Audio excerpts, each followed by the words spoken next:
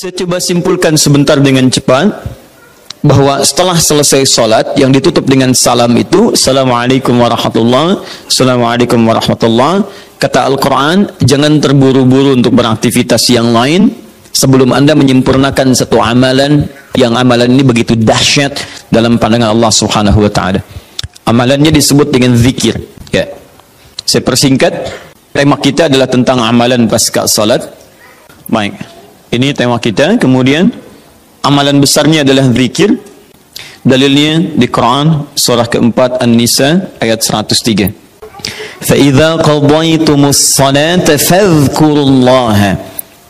Fokus. Maka jika Anda telah tuntas mengerjakan salat, segeralah berzikir kepada Allah Subhanahu wa taala.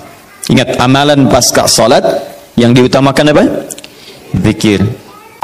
Saya mau tunjukkan pada Anda satu hal yang sangat mendesak.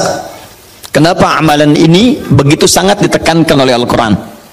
Bahkan saking ditekankannya, kata Allah, perhatikan kalimatnya, qiyaman, baik itu sambil berdiri, wa qu'udan, ataupun Anda punya kesempatan lebih lenggang duduk, wa ala junubikum, atau bahkan dalam keadaan Anda sedang payah pun untuk duduk atau bahkan berdiri, boleh sambil berbaring. Perhatikan, saking pentingnya amalan zikir ini, itu Al-Quran seakan menghadirkan semua situasi untuk menggunakan amalan ini.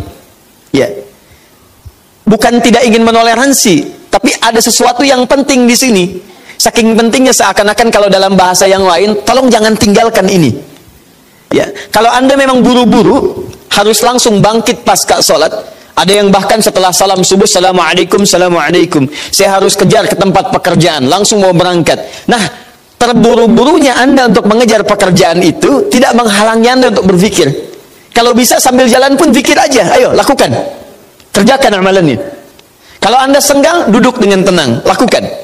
Kalau amalan ini tidak penting, mustahil Anda diminta untuk mengerjakannya, sekalipun dalam pekerjaan yang sifatnya darurat Anda mesti lakukan. Paham sampai sini? Baik, nah nanti kita akan lihat apa rahasianya amalan-amalan ini, zikir ini. Kemudian kita nanti akan urutkan seperti pertemuan lalu telah saya turunkan beberapa bagian-bagiannya. Nanti kita akan gali apa esensi dan rahasia di balik kalimat-kalimat zikir yang kita sampaikan itu. Baik, saya percepat. Zikir seperti pertemuan lalu adalah setiap aktivitas yang mampu mengingatkan dan mendekatkan kita dengan Allah Subhanahu wa taala. Jadi ada dua nih. Satu ingat, kedua dekat. Awas, ini selalu menyatu, terkait berkelindan, tidak akan pernah berpisah. Di orang yang ingat Allah, pasti memiliki kedekatan dengan Allah. Jelas ya? Baik, jadi kalau cuma ingat tidak membuat dia dekat, ini bermasalah. Ketika seseorang ingat pada Allah, hubungannya menjadi dekat dengan Allah. Ketika menjadi dekat, maka dia akan dipelihara oleh Allah Subhanahu wa taala. Dipelihara dari maksiat dan segala yang menyulitkan dia dalam kehidupannya. Makanya mustahil ada orang berzikir tapi berbuat maksiat kepada Allah. Apa nih? Mereknya Akhir TV. Jangan, itu bir. Oh, pakai bismillah dulu lah, mungkin berkurang dosanya dikit. Enggak bisa. Jadi tidak akan bersanding taat dengan maksiat. Anda ingat Allah, mustahil berbuat maksiat. Ya, maaf, seorang karyawan yang ingat Allah tidak akan bermaksiat dalam pekerjaannya. Seorang ibu istri yang ingat Allah tidak akan bermaksiat dalam rumah tangganya. Seorang anak yang ingat Allah tidak akan pernah bermaksiat dalam kehidupannya. Maka dari itu, nanti kita akan lihat puncak zikir, apakah hanya dalam pasca salat saja atau dalam aktivitas yang lainnya. Maka yang pertama, ini akan membantu mengingatkan dia kepada Allah. Yang kedua, membuat hubungannya dekat dengan Allah Subhanahu wa taala. Nah, amalan ini ada setidaknya 6-7 amalan. Hari ini saya janjikan untuk mengurutkan amalan-amalan ini. Ya, saya ingin tes dulu apakah Bapak Ibu masih ingat atau tidak. Satu apa? Istighfar. Apa dalilnya? Cepat saja, kalau tidak tahu katakan apa? Allahu a'lam. Baik, masih ingat? Saya sebutkan kemarin hadis Nabi di riwayat Muslim hadis 591. Masih ingat? Baik, ini ada istighfar. Baik, yang kedua apa? Allahu a'lam. Enggak ada, Bu. Allahu a'lam.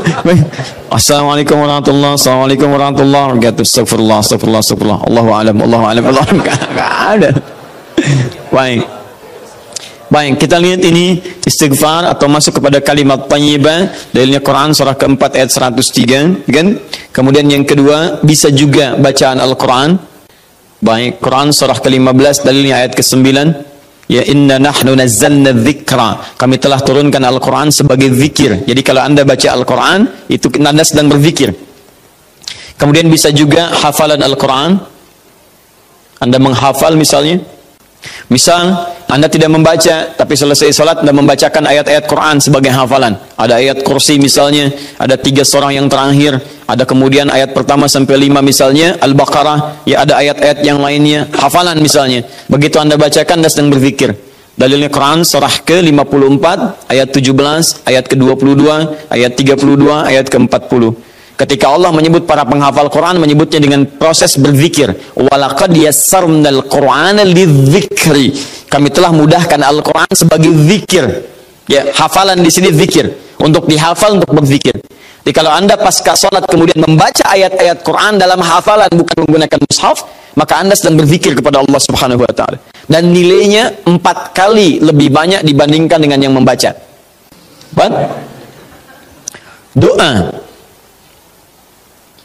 Doa itu juga sebagai zikir.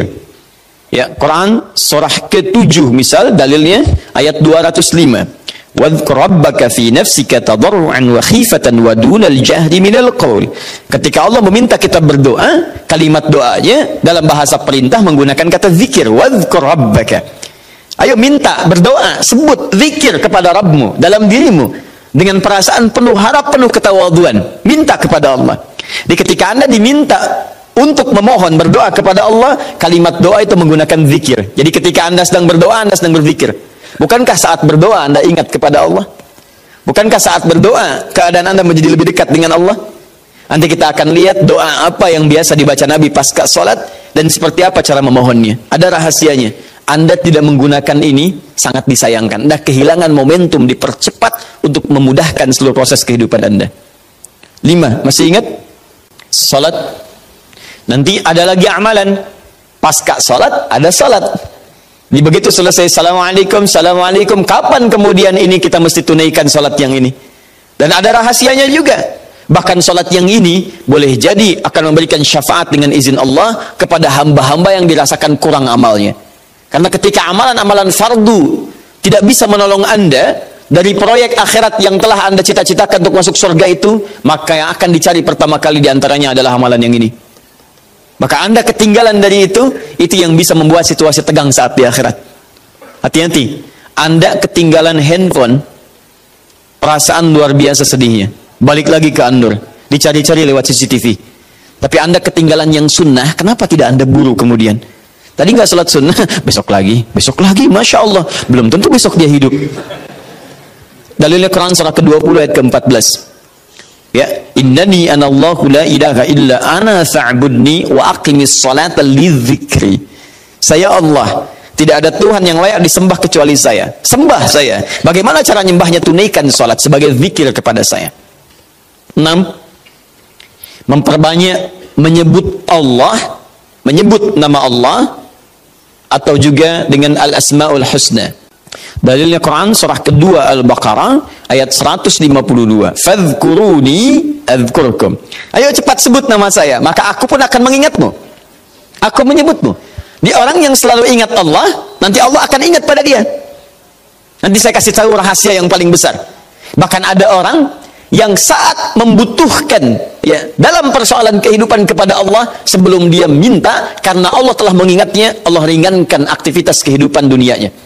Dia bukan nggak punya masalah, jadi kayaknya nggak kelihatan punya masalah, cuman setiap akan mengalami masalah diringankan oleh Allah sehingga seakan-akan nggak punya masalah. Nanti ini yang akan sangat menentukan bagian yang ke-6 ini, apakah hidup kita akan semakin mudah atau mendapati kesulitan yang berliku. Sebut nama Allah. Ya, bagaimana cara menyebutnya? Bisa disebut nama Allah langsung, bisa disebut dengan Asmaul Husna. Di mana dalilnya? Quran surah ke-17 nanti dari ayat 110 sampai 111-nya. Di ayat 111 tegas dikatakan, Qulid'ullaha. Ayo sebut Allah, panggil, katakan Allah.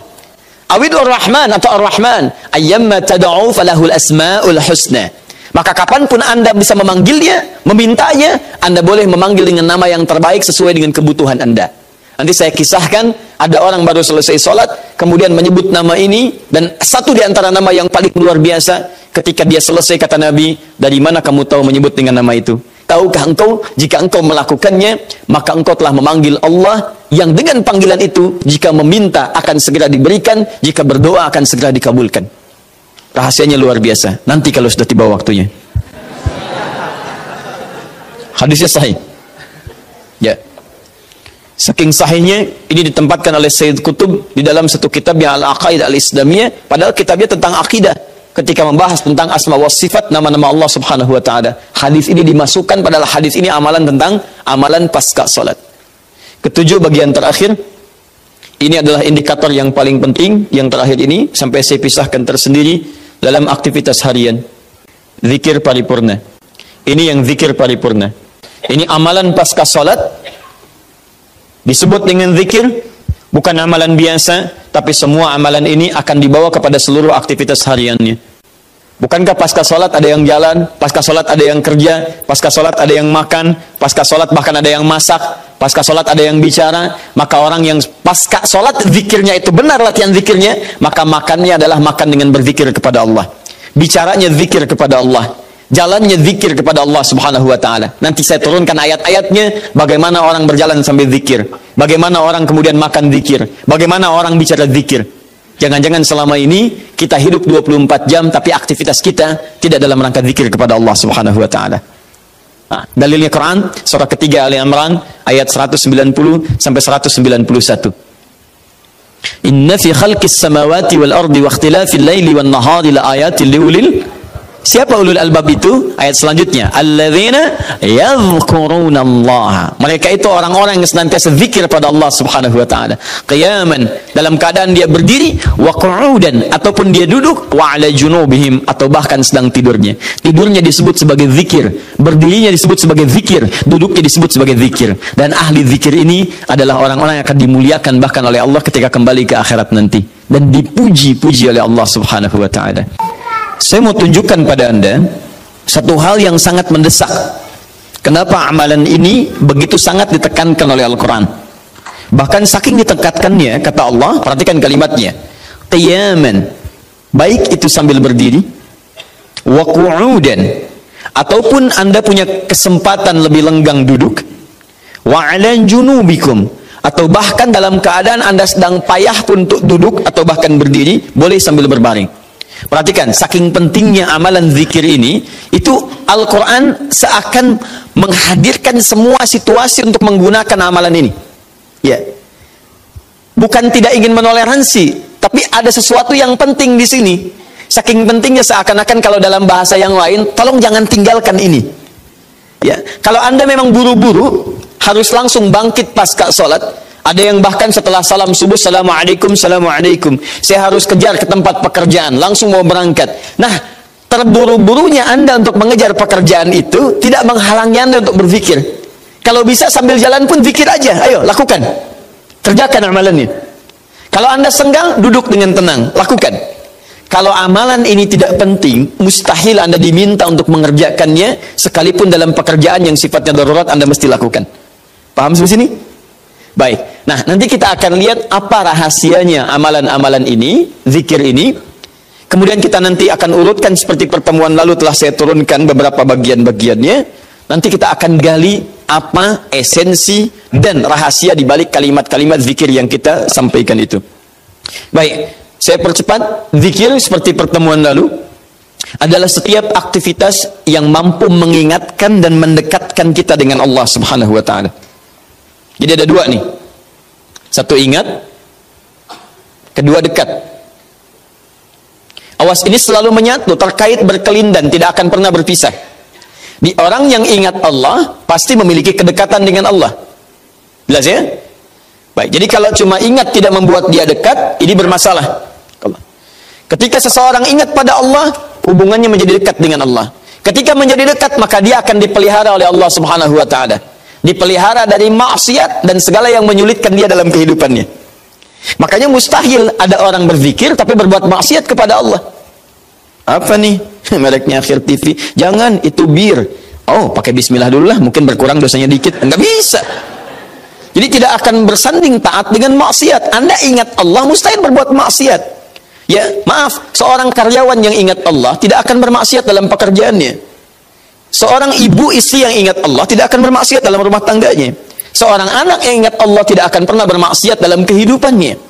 Maka dari itu, nanti kita akan lihat puncak zikir, apakah hanya dalam pasca salat saja atau dalam aktivitas yang lainnya. Maka yang pertama, ini akan membantu mengingatkan dia kepada Allah. Yang kedua, membuat hubungannya dekat dengan Allah Subhanahu wa taala. Nah, amalan ini ada setidaknya 6-7 amalan. Hari ini saya janjikan untuk mengurutkan amalan-amalan ini. Ya, saya ingin tes dulu apakah Bapak Ibu masih ingat atau tidak. Satu apa? Istighfar. Apa dalilnya? Cepat saja, kalau tidak tahu katakan apa? Allahu a'lam. Baik, masih ingat? Saya sebutkan kemarin hadis Nabi di riwayat Muslim hadis 591. Masih ingat? Baik, ini ada istighfar. Baik, yang kedua apa?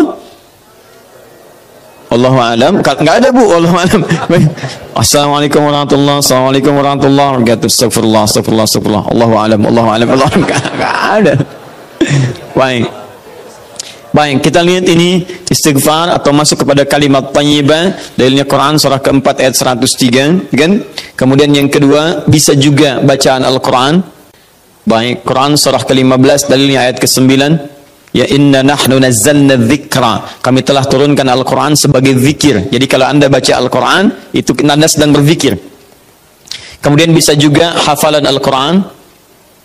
Anda menghafal misalnya. Misal, Anda tidak membaca, tapi selesai salat Anda membacakan ayat-ayat Quran sebagai hafalan. Ada ayat kursi misalnya, ada 3 surah yang terakhir, ada kemudian ayat pertama sampai 5 misalnya, Al-Baqarah, ya ada ayat-ayat yang lainnya, hafalan misalnya. Begitu Anda bacakan, Anda sedang berzikir. Dalilnya Quran surah ke-54, ayat 17, ayat ke-22, ayat 32, ayat ke-40. Ketika Allah menyebut para penghafal Quran, menyebutnya dengan proses berzikir. Walaqad yassarnal Qur'ana lidzikri. Kami telah mudahkan Al-Quran sebagai zikir. Ya, hafalan di sini zikir. Untuk dihafal, untuk berzikir. Jadi kalau Anda pasca salat kemudian membaca ayat-ayat Quran dalam hafalan bukan menggunakan mushaf, maka Anda sedang berzikir kepada Allah Subhanahu wa taala. Dan nilainya 4 kali lebih banyak dibandingkan dengan yang membaca.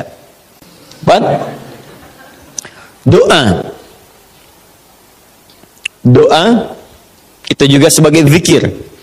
Ya, Quran surah ke-7 misal dalilnya ayat 205. Wadhkur rabbaka fi nafsika tadarruan wa khifatan wa dunal jahri minal qaul. Ketika Allah meminta kita berdoa, kalimat doanya dalam bahasa perintah menggunakan kata zikir. Wadhkur rabbaka. Ayo minta, berdoa, sebut zikir kepada Rabbmu dalam dirimu dengan perasaan penuh harap, penuh ketawaduan. Minta kepada Allah. Di ketika Anda diminta untuk memohon berdoa kepada Allah, kalimat doa itu menggunakan zikir. Jadi ketika Anda sedang berdoa, Anda sedang berzikir. Bukankah saat berdoa Anda ingat kepada Allah? Bukankah saat berdoa keadaan Anda menjadi lebih dekat dengan Allah? Nanti kita akan lihat doa apa yang biasa dibaca Nabi pasca salat dan seperti apa cara memohonnya. Ada rahasianya. Anda tidak menggunakan ini sangat disayangkan. Anda kehilangan momentum, dipercepat untuk memudahkan seluruh proses kehidupan Anda. 5, masih ingat? Salat. Nanti ada lagi amalan. Pasca salat ada salat. Di begitu selesai assalamualaikum, assalamualaikum, kapan kemudian ini kita mesti tunaikan salat yang ini? Dan ada rahasianya juga. Bahkan salat yang ini boleh jadi akan memberikan syafaat dengan izin Allah kepada hamba-hamba yang dirasakan kurang amalnya. Karena ketika amalan-amalan fardu tidak bisa menolong Anda dari proyek akhirat yang telah Anda cita-citakan untuk masuk surga itu, maka yang akan dicari pertama kali diantaranya adalah amalan yang ini. Maka Anda ketinggalan dari itu yang bisa membuat situasi tegang saat di akhirat. Hati-hati, Anda ketinggalan handphone, perasaan luar biasa sedihnya. Balik lagi ke Andur, dicari-cari lewat CCTV. Tapi Anda ketinggalan yang sunnah, kenapa tidak Anda buru kemudian? Tadi nggak sholat sunnah, besok lagi, Masya Allah. Belum tentu besok dia hidup. Dalilnya Quran surah ke-20 ayat ke-14. Ya, innani anallahu la ilaha illa ana fa'budni wa aqimis salata lidzikri. Saya Allah, tidak ada Tuhan yang layak disembah kecuali saya. Sembah saya. Bagaimana cara nyembahnya? Tunaikan salat sebagai zikir kepada saya. 6. Memperbanyak menyebut Allah, menyebut nama Allah atau juga dengan al-asmaul husna. Dalilnya Quran surah kedua Al-Baqarah ayat 152. Fadhkuruni adzkurkum. Ayo cepat sebut nama saya, maka aku pun akan mengingatmu. Aku menyebutmu. Dia orang yang selalu ingat Allah, nanti Allah akan ingat pada dia. Nanti saya kasih tahu rahasia yang paling besar. Bahkan ada orang yang saat membutuhkan ya dalam persoalan kehidupan kepada Allah, sebelum dia minta, karena Allah telah mengingatnya, Allah ringankan aktivitas kehidupan dunianya. Dia bukan nggak punya masalah, jadi kayaknya nggak kelihatan punya masalah, cuman setiap akan mengalami masalah diringankan oleh Allah sehingga seakan-akan nggak punya masalah. Nanti ini yang akan sangat menentukan bagian yang keenam ini, apakah hidup kita akan semakin mudah atau mendapati kesulitan yang berliku. Sebut nama Allah. Ya, bagaimana cara menyebutnya? Bisa disebut nama Allah langsung, bisa disebut dengan Asmaul Husna. Di mana dalilnya? Quran surah ke-17 nanti dari ayat 110 sampai 111-nya. Di ayat 111 tegas dikatakan, Qulid'ullaha. Ayo sebut Allah, panggil, katakan Allah. Awidur Rahman atau Ar-Rahman, ayyamma tad'u falahul asmaul husna. Maka kapanpun Anda bisa memanggilnya, memintanya, Anda boleh memanggil dengan nama yang terbaik sesuai dengan kebutuhan Anda. Nanti saya kisahkan, ada orang baru selesai sholat, kemudian menyebut nama ini, dan satu di antara nama yang paling luar biasa, ketika dia selesai kata Nabi, dari mana kamu tahu menyebut dengan nama itu? Tahukah engkau, jika engkau melakukannya, maka engkau telah memanggil Allah, yang dengan panggilan itu, jika meminta akan segera diberikan, jika berdoa akan segera dikabulkan. Rahasianya luar biasa. Nanti kalau sudah tiba waktunya. Hadisnya sahih. Ya. Saking sahihnya, ini ditempatkan oleh Sayyid Qutb di dalam satu kitabnya Al-Aqaidah Al-Islamiyah, padahal kitabnya tentang akidah. Ketika membahas tentang asma wa sifat, nama-nama Allah Subhanahu wa ta'ala, hadis ini dimasukkan, padahal hadis ini amalan tentang amalan pasca salat. Ketujuh, bagian terakhir, ini adalah indikator yang paling penting, yang terakhir ini sampai saya pisahkan tersendiri dalam aktivitas harian. Zikir paripurna. Ini yang zikir paripurna. Ini amalan pasca salat, disebut dengan zikir, bukan amalan biasa, tapi semua amalan ini akan dibawa kepada seluruh aktivitas hariannya. Bukankah pasca sholat ada yang jalan, pasca sholat ada yang kerja, pasca sholat ada yang makan, pasca sholat bahkan ada yang masak, pasca sholat ada yang bicara? Maka orang yang pasca sholat zikirnya itu benar, latihan zikirnya, maka makannya adalah makan dengan berzikir kepada Allah, bicaranya zikir kepada Allah, jalannya zikir kepada Allah Subhanahu wa ta'ala. Nanti saya turunkan ayat-ayatnya, bagaimana orang berjalan sambil zikir, bagaimana orang kemudian makan zikir, bagaimana orang bicara zikir. Jangan-jangan selama ini kita hidup 24 jam tapi aktivitas kita tidak dalam rangka zikir kepada Allah Subhanahu wa ta'ala. Nah, dalilnya Quran surah ketiga Ali Imran ayat 190 sampai 191. Inna fi khalqis samawati wal ardi wa ikhtilafil laili wan nahari la ayatin liulil. Siapa ulul albab itu? Ayat selanjutnya, alladzina yadhkurunallaha. Mereka itu orang-orang yang senantiasa zikir pada Allah Subhanahu wa taala. Qiyaman, dalam keadaan dia berdiri, wa qu'udan, ataupun dia duduk, wa 'ala junubihim, atau bahkan sedang tidurnya. Tidurnya disebut sebagai zikir, berdirinya disebut sebagai zikir, duduknya disebut sebagai zikir. Dan ahli zikir ini adalah orang-orang yang akan dimuliakan bahkan oleh Allah ketika kembali ke akhirat nanti, dan dipuji-puji oleh Allah Subhanahu wa taala.